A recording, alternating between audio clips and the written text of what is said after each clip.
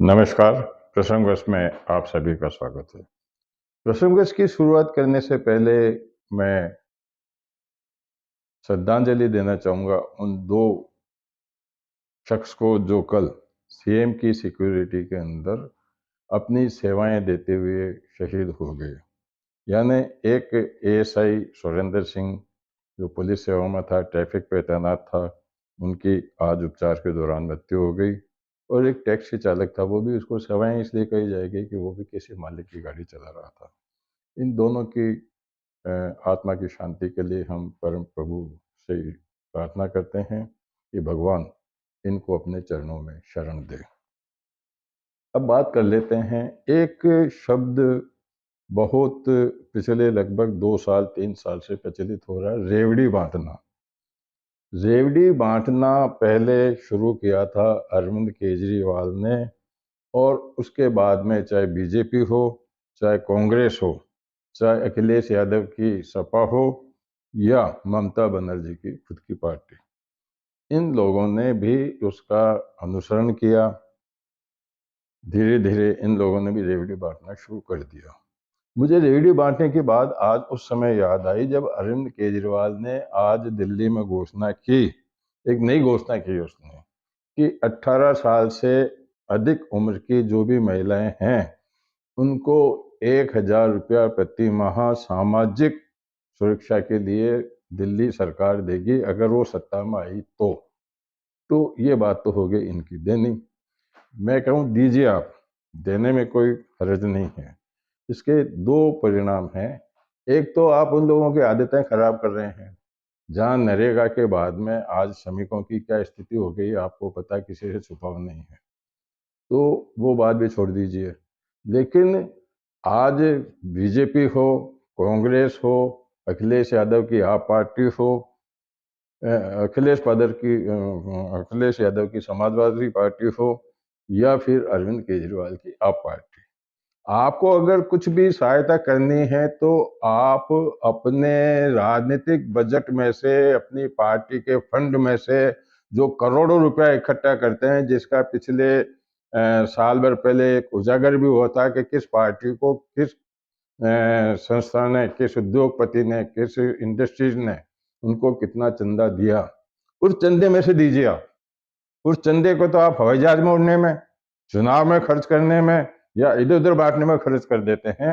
लेकिन आप चाहे बच्चों को कंप्यूटर देना हो, लैपटॉप देना हो, साइकिल देनी हो, या कुछ भी देना हो। आज पहले किसी समय में छात्रवृत्ति दी जाती थी। छात्रवृत्ति देना एक योग्यता के आधार पर है।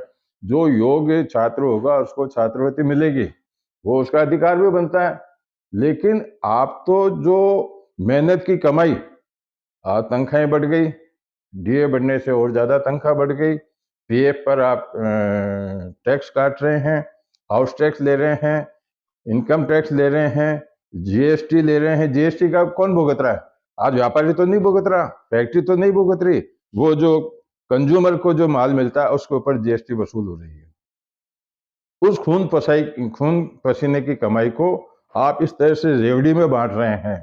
क्या ये, मैं आपसे ही पूछना चाहूंगा कि क्या एक उचित कदम है? उस पैसे को आप विकास में लगाइए।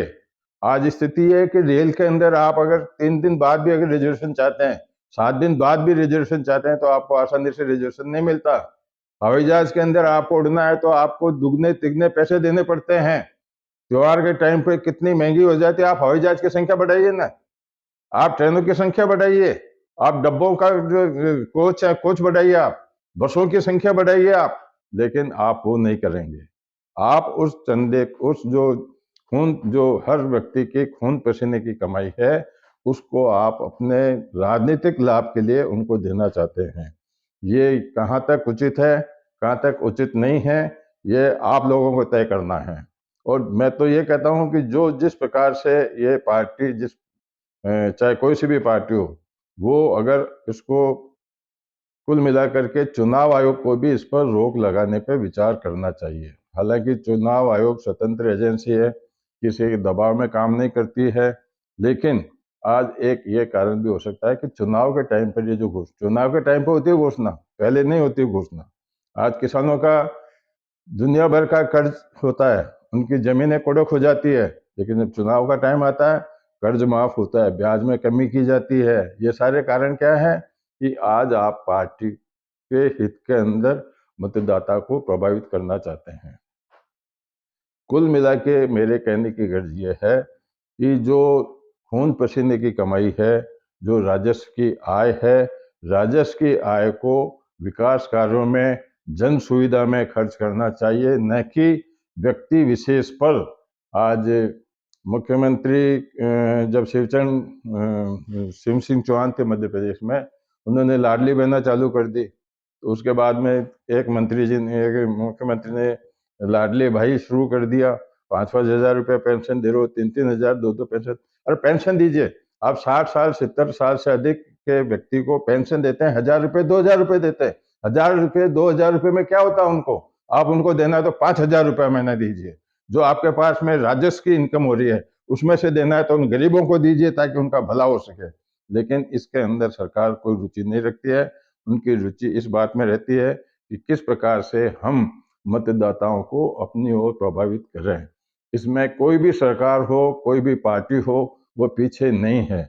इस बात का आप लोगों को निर्णय करना पड़ेगा कि क्या आपके जो खून पसीने की कमाई है, टैक्स के रूप में जो आप दे रहे हैं, क्या उसका उपयोग हो रहा है?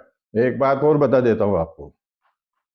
आपसे घर घर कचरा उठाने के लिए जो टिप्पर लगा रखे हैं, उनकी क्या स्थिति बनी हुई है? एक एक वार्ड के अंदर 12-12 1-1 बजे तक ये टिप्पर नहीं पहुंचते हैं। करोड़ों रुपए में इनको ठेका दिया जाता है।